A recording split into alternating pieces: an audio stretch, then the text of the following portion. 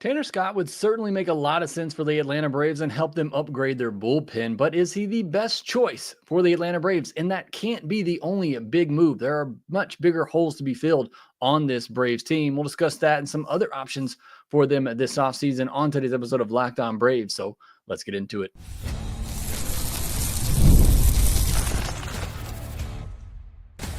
You are Locked On Braves, your daily Atlanta Braves podcast. Part of the Locked On Podcast Network, your team every day. Hey, and welcome back to Locked On Braves, part of Locked On Sports Atlanta, where we cover your favorite Atlanta sports teams each and every day. I'm your host, Jake Mastriani, and you can follow me on social media at Shortstop Ball. Check out the podcast there at LockedOn_Braves. If you're new and watching this on YouTube, please do me a huge favor. Hit that subscribe button, hit that thumbs up button, and leave me a comment down below. If you're listening on the audio version, you can help out by leaving me a 5-star review on Apple, Spotify, or wherever you get your podcast. Thank you so much for all your support here at Locked On Braves. Thanks for making us your first listen of each and every day. On today's podcast, we're going to talk about Tanner Scott. There's been a lot of discussion among the Braves community around Tanner Scott and the Braves' potential interest in him. We'll also discuss Jeff Hoffman, who I think might be the better option of the two, and I'll tell you why. We'll also get into some other news around Major League Baseball on today's episode. The NFL playoffs are almost here, but it's not too late to get in on the regular season action with FanDuel, because right now, new customers can finish the season strong with $250 in bonus bets if your first $5 bet wins. Visit FanDuel.com to get started. There's been a lot of discussion the past week about Tanner Scott, and we talked about it a little bit on a Friday's podcast, but the talk around him really picked up over the weekend. A lot of rumors out there. I'm not here to throw shade at anybody, but there's a lot of discussion happening in the Twitterverse, Xverse, whatever you want to call it, about Tanner Scott and the Atlanta Braves and their potential interest in him, which, look, they're losing AJ Minter. They lost Joe Jimenez. They certainly could use a Tanner Scott, and it makes a lot of sense that the Braves would be interested. But again, the only official report that I've seen out there from somebody that covers the team daily is from David O'Brien saying that the Braves do have interest in Tanner Scott, which, again, nada. Why wouldn't they? He's the best reliever on the market, and the Braves certainly need a reliever. And AA has been more willing to spend on relievers. You've seen it in the deals he's given Joe Jimenez and Pierce Johnson in recent years. You know, ever since that 2019 season where he basically had to rebuild the bullpen mid-season, Alex has put a lot of stock in building a bullpen. And so it would not surprise me at all if his top move this offseason is to go out and get a big reliever. To me, finding depth in the starting rotation and some more insurance in the outfield remains the top priorities. And that's assuming that there isn't a huge upgrade at shortstop out there. I would put all three of those things over making a big splash in the bullpen. And that's not to say that I don't think the bullpen needs help and that there shouldn't be a move made there. But just to follow up on what I said on Friday's podcast, I would love to have Tanner Scott. But if getting Tanner Scott keeps you from finding some valuable depth in the rotation, if it keeps you from finding an everyday outfielder to plug in that hole, if it, keeps you from making a big move at shortstop, then I'm not on board with going out and spending another at least million. There are reports out there that Tanner Scott's looking for $20 million a year. Which, by the way, if that's the case, then I think the Braves are out. I could not imagine Alex spending that much on a reliever. You've already spent so much on the bullpen. Again, money's not an option. Go get me Tanner Scott. If you are then also going to go out and get a quality starting pitcher, if you're then going to go out and still get a quality bat for the outfield, then yes, by all means, I have no problem with going and getting Tanner Scott. My issue is that you spend another 16 plus million on a reliever, but then you don't plug the other holes. And I saw someone on X say that Scott helps you more in the postseason. A starter helps you more for the regular season. And I don't disagree with that, but you also have to get to the postseason, which is why I still prioritize getting that starting pitcher. And it's easier. It still can be expensive, but it's easier to fix the bullpen during a season where you can do that. Maybe you have an arm that you move into a bullpen role. or an arm that emerges, or you have a player that you can go out and trade for. It's usually easier to rebuild and fix a bullpen during the season. It's harder to do that if you don't have that depth and rotation from day one and you're constantly trying to catch up. We've seen that at times, even last year, as good as the pitching was, if there was a turn in the rotation where somebody got injured and it felt like it took a week or two to try to catch up to that. And so to have that depth in place from day one, I think is far more important than going out and spending big money on a reliever.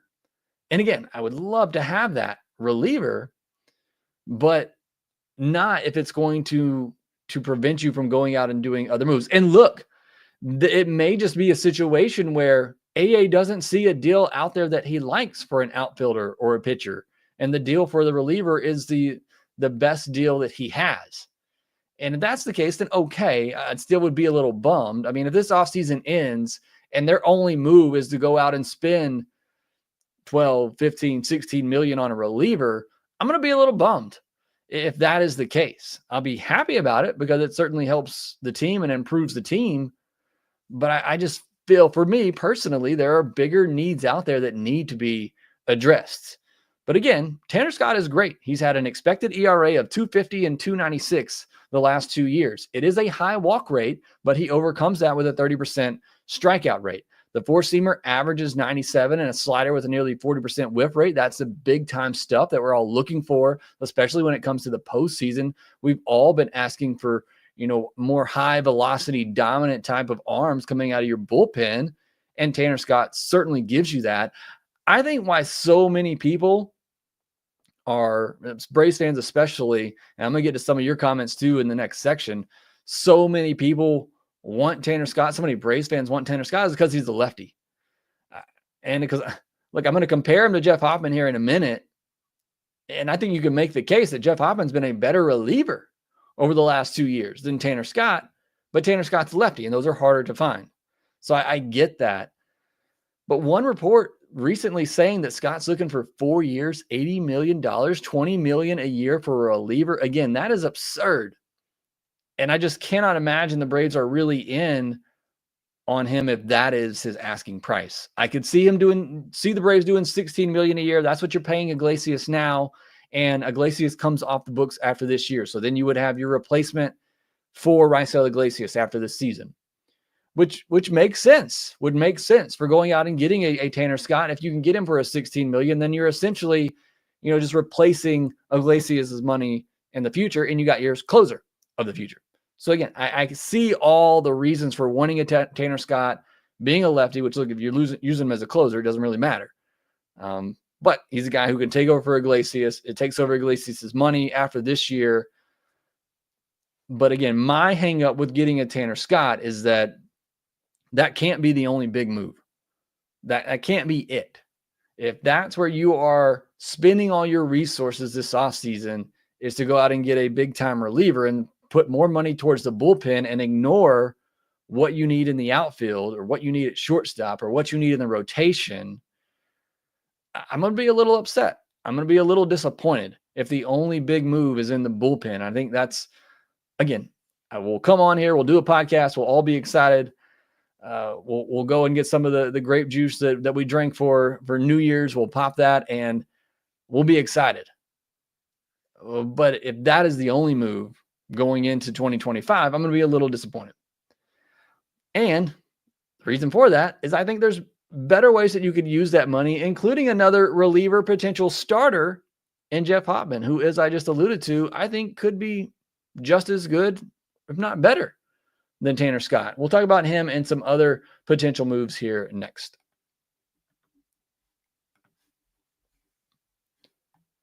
The NFL playoffs are almost here, but it's not too late to get in on the regular season action with FanDuel, America's #1 sportsbook, because right now new customers can finish the season strong with $250 in bonus bets if you win your first $5 bet.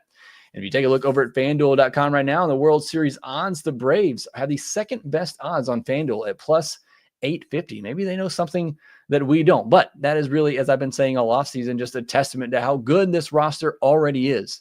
And you're just trying to make upgrades to it to give them the best chance to catch the Dodgers, who are at plus 320. They also have numbers out there for league winners, divisions, awards as well. Saw some awards coming out for Cy Young. Chris Sale has the third best odds to win the NL Cy Young. Spencer Strider is in that mix as well at plus 2,200. And you'll even find Spencer Schwellenbach down there at plus 3,500. You can look at all that at FanDuel.com. And again, new customers can finish the season strong, the NFL season strong, with $250 in bonus bets if your first $5 bet wins. Also, make sure you visit FanDuel.com/playsafe for tools and resources to help you stay in control of the way that you play. Make everyone want more with FanDuel, an official sportsbook partner of the NFL.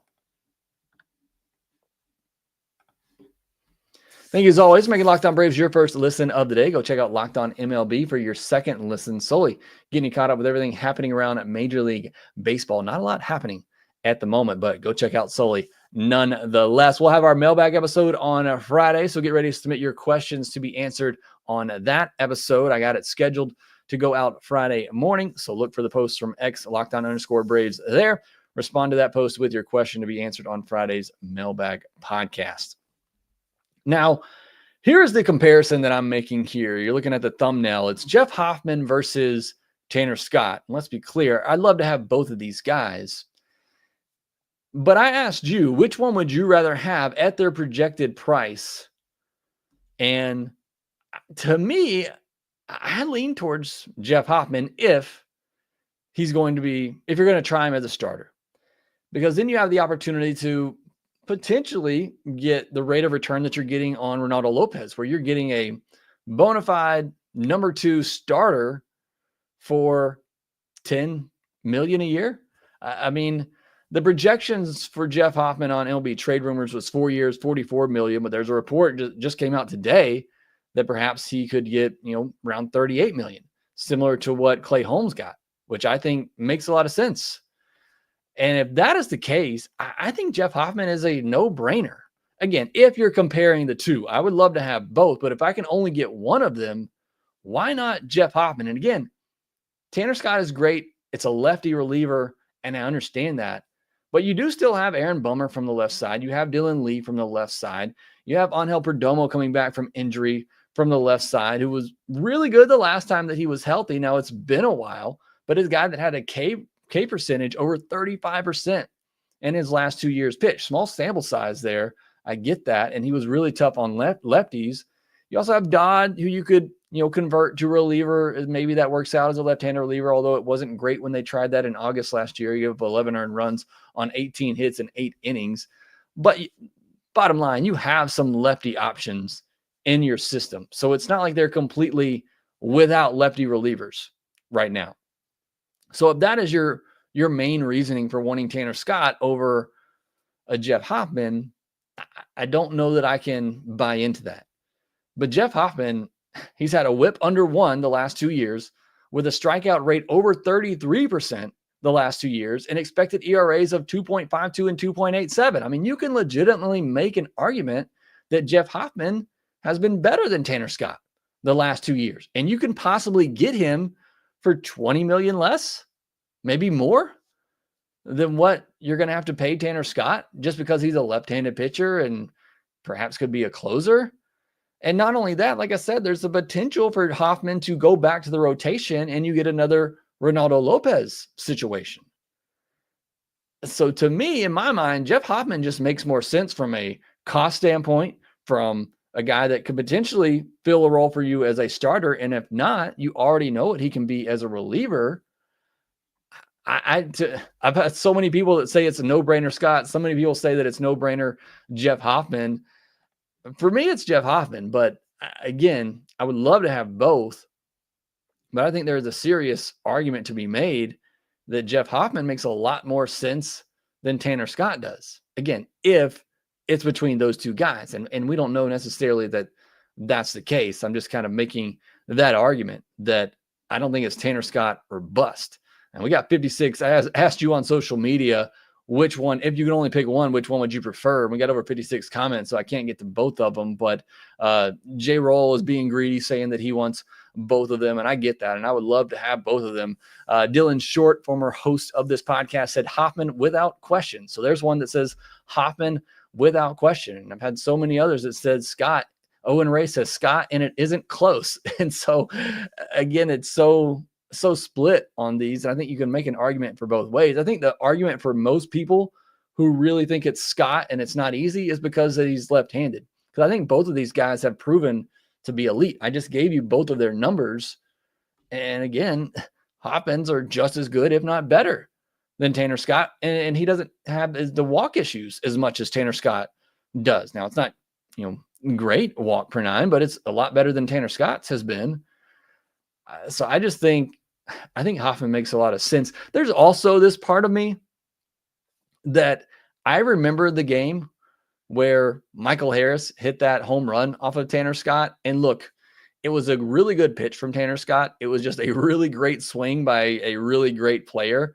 But I just have that in the back of my mind for some reason whenever I think about Tanner Scott. I know he's a great pitcher, but that's the first moment that comes to my mind when I think about Tanner Scott is the home run that Michael Harris hit off of him as the Braves had that comeback in Miami a couple of years ago. Again, I would love to have either of these guys. If the Braves just sign anybody, I'm going to be happy. But if they sign either of these guys, I would be really, really ecstatic. Mike Jr. says, Scott all day. Give me the tough lefty who's going to come in and get Harper, Ohtani, and Soto out when it matters the most. And I get that for sure. Because, look, while I like Aaron Bummer and I like Dylan Lee, in a postseason situation, and you have some tough lefties coming up to the mound, you have a Schwarber and a Harper coming up the next inning, I'd feel much more confident in a Tanner Scott going up there, even than I would a Jeff Hoffman, a righty facing them, because lefties have hit Jeff Hoffman a good bit better lefties have hit Jeff Hoffman a good bit better than righties have. So, I guess not terrible either way, but I would feel much more comfortable having a dynamite 30% strikeout type of lefty to handle those guys in the postseason. But you're talking about a potential $20+ million difference between these two guys, and the cheaper one might actually become a really good starter for you.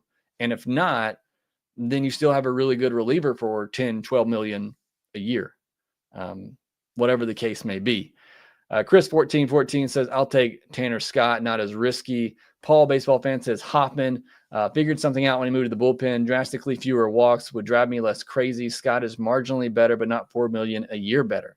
And again, I think that's what it comes down to. If you're just comparing these two and you're talking about the price difference between them, Hoffman his numbers have been just as good over the last 2 years, and he might even become a starter for you. Mike says Tanner Scott by a mile. Braves guy says Hoffman. James Summer says Hoffman. At best, we get another Ronaldo. At worst, he's your setup guy. And that's why I think I lean Hoffman for me, because he has a chance to plug a hole in the rotation for you. If not, then he plugs a hole in the bullpen. But he's going to do one of those things for you. But again, just do something. I would love to have either one of these guys. All right, next we'll get into a little bit of news, including a possible trade partner for the Atlanta Braves for a starting pitcher. Look, if they're going to go out and spend a bunch of money on a reliever, you got to also find a way to go out and get a cheap, reliable veteran starter for your rotation. Maybe the Cardinals have the answer for that. We'll discuss that here next. You shouldn't have to worry when you buy tickets to your next big event, and you don't when you use Gametime. Gametime is a fast and easy way to buy tickets to all the sports, music, comedy, and theater events near you. They have killer last-minute deals. You can filter it for all-in prices, get the view from your seat, and the best price guarantee. Gametime takes the guesswork out of buying tickets, and Gametime is the only ticketing app that gives you complete peace of mind with your purchase. You can see the view right there from your seat in the app, so you know exactly what to expect when you arrive, and you can filter it so you get an all-in price up front. You know exactly what you're paying for. No surprises when you get to the checkout screen. I hate when that happens on other apps. You can see it right there, and you can buy tickets in seconds with 2 taps. And the Gametime guarantee means you'll always get the best price. You find tickets in the same section and row for less. Gametime will credit you 110% of the difference. Take the guesswork out of buying tickets with Gametime and use our code LOCKEDONMLB to get $20 off your first purchase. Terms apply. Again, create an account and redeem code LOCKEDONMLB for $20 off your first purchase. Download Gametime today at last-minute tickets, lowest price guaranteed.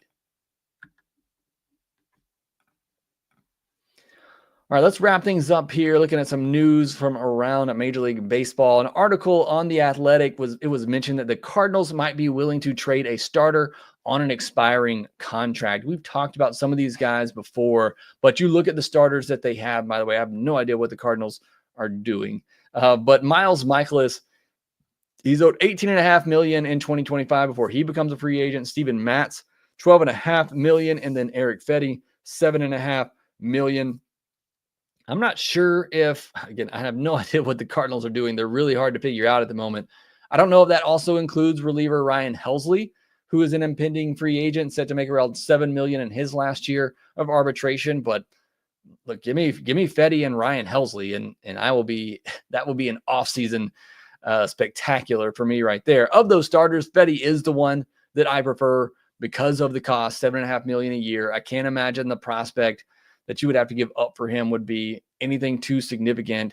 And he's that veteran that's going to be able to give you some innings, go deep into the game, keep you in the ball game. Threw 177 in the third innings last year. And in 2023, pitching in Korea, he threw 180 innings. So he's been able to give you some length the past couple of years. And that's really what the Braves need. Look, I would love for them to go out and get a frontline starter. And that would obviously be great. But what they really need is somebody that's going to give them some innings, give them some quality innings, certainly. And I think Fetty can do that. So perhaps there's a potential for a trade there with the Cardinals to get a starter of some sort. But Fetty is the one that makes the most sense to me. Like if you go sign a Tanner Scott to get that big lefty for the bullpen and you trade for an Eric Fetty, again, we're going and getting that grape juice and we're celebrating because I think that's a great offseason. Of course, I still would love them to go get an outfielder at that point, but I would not be happy at all if this offseason was sign Tanner Scott, trade for Eric Fetty. I'd be really happy with that offseason. But you got to do something first and a move has to be made. But keep an eye on that. We've talked a lot about the Diamondbacks and how I think there's a match there, depending on what the Diamondbacks are going to do. But the Cardinals might be another team that is interested because apparently they're willing to trade some players, but only certain ones. I don't know. Cardinals are really confusing. But I would not be surprised if we see them deal a starter or two before the season begins. MLB Pipeline named J.R. Ritchie as the Braves' 2025 breakout prospect. You've been listening to this podcast for over a year now, then you know I love J.R. Ritchie. I had him ranked right behind. Last year, I had my top four were A.J. Smith-Shawver, Hurston Waldrop. I might have had them the other way around. And then I had J.R. Ritchie and Spencer Schwellenbach, and I may have had them the other way around. But I had a tier of A.J. Smith-Shawver and Hurston Waldrop, and then a tier of J.R. Ritchie and and Spencer Schwellenbach. So those have been my favorite pitchers. And I think there's a gap and then a tier for the next pitchers in the Braves system. But I've loved J.R. Ritchie. I think he's really good. Came back, had a break. I think he already kind of had the breakout before the Tommy John surgery. But then obviously he did have that surgery, so kind of fell off some people's radar. Came back last year, looked really good. Stuff was down a little bit, but kind of understandable coming back from Tommy John surgery. He's going to start the year, I think, at high A, but possibly get to double A.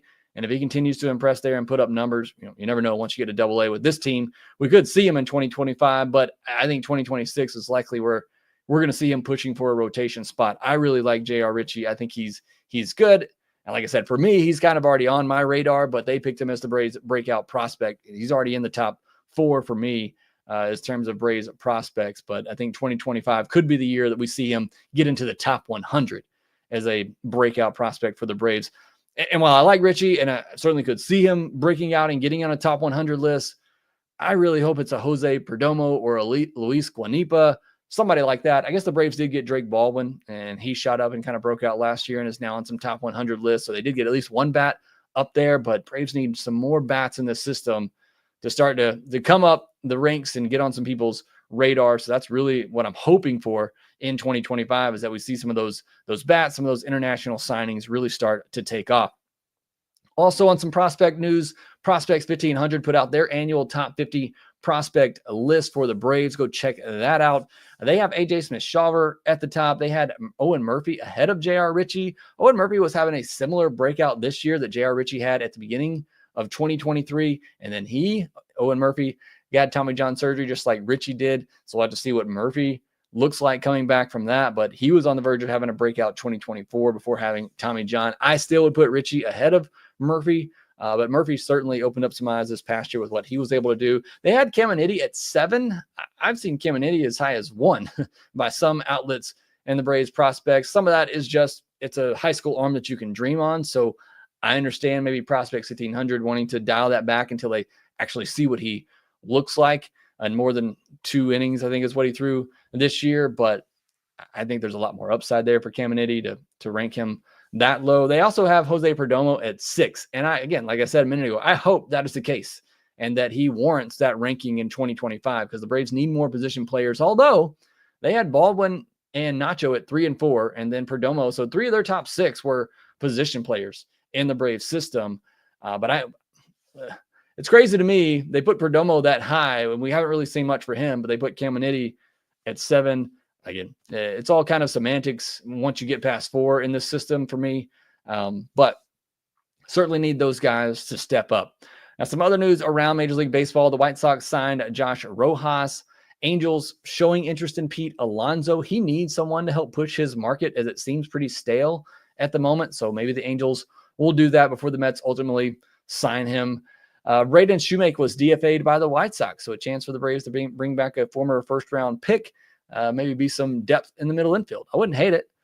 Diamond Sports has exited Chapter 11 bankruptcy and will now be known as Main Street Sports Group. Assuming the Braves' original contract with this group, whatever they want to call themselves, is the same, that contract will expire after the 2027 season. I know some people have asked me when the Braves might sign a new TV deal in hopes of generating more revenue. Truth is, the TV landscape is probably going to look very different by the time we get to 2028. I know some people were talking in the chat about the Amazon deal and what that's going to look like. Really don't know, but that could be exciting. I think the landscape for Major League Baseball and TV rights is going to look drastically different in the next 5 years. But did want to at least announce that news because a lot of people have asked me about the Braves TV situation and the contract happening. So Handsome Hustler, AJ Smith, Shawver, and Jared Kelnick for Ben Joyce and Joe Adele. I don't hate that. I don't think the Angels do that deal, though. I mean, you're maybe getting the best player in the deal in AJ Smith-Shawver, potentially, as he could be a top of the rotation arm, a number 2 type of starter. Kelnick and Adele are kind of similar, top prospects who just haven't lived up to it. So that's kind of a wash. And the Braves get a reliever. So you're basically getting a high upside reliever the Braves are getting, and you're giving up a high upside starter, and then you're just swapping, some unproven prospects, once top prospects. So not a terrible deal in that. So I don't know. I maybe could see that working out for both sides. But I do think if whether you're giving up that for Joe Adele or not, again, how many projects can you have in your outfield? But, Joe Adele certainly has a lot of talent and would love to see him get it with the Atlanta Braves. Doc's Cards, an outfield of Harris, Acuna, and Butler would be phenomenal. A's are going to be sneaky. I don't know. That A's team I think they have something going over there. So I don't know how much selling they're going to be doing. They're going to go to a ballpark that I think is going to be a little bit more conducive for the power that they have in that lineup. So I wouldn't be surprised if, the A's just kind of hold on to things. I'm not saying they're going to win the division or anything like that, but I think they could be a sneaky team over there, especially if they get some pitching. Handsome Hustler said, go look at Joe Adele's numbers. I'm looking at them right now. He hit 207 the last 2 years, 20 home runs last year, 15 stolen bases. So, 2020 potential in there, and he's only 25. So again, I don't hate it, but it's just how many projects can you have on this team? And this team hasn't really been known necessarily for fixing young hitters, more so on the pitching side of things. Braves Thrills first postseason game in a AAA ballpark. That would be interesting. I haven't thought about that, and probably nobody has because nobody thinks the A's are going to make the postseason. But if they make the postseason, I guess they're going to play their home games in a AAA ballpark. So that'd be really, really interesting. Hopefully we'll get something interesting on the Atlanta Braves in the next couple of days. We have been waiting and waiting for some news to happen, and we really haven't gotten much of anything here lately. So really hoping that we do get some big news, whether it's Tanner Scott, Jeff Hoffman, just give me something at this point. And when it happens, we'll jump back on here to talk about it. But thank you so much for joining me today. Our Guinness, Braves Thrills, Antonio Lopez, Chris Hester here with me from the beginning. Monty 2K. Appreciate you all joining me on today's episode. Make sure you subscribe on YouTube if you're new. Hit that thumbs up button. Leave me a comment down below. Let me know what you think. Jeff Hoffman, Tanner Scott, which one do you prefer of the Cardinals starters? Which one would you rather see the Braves go after? Let me know down in the comment section below. Thanks as always for making Locked On Braves your first listen of the day. Go check out Locked On MLB for your second listen. Follow us on social media at shortstopball, at LockedOn_Braves. Make sure that you rate, review, and subscribe to the Locked On Braves podcast wherever you get your podcast, and we will talk to you next time.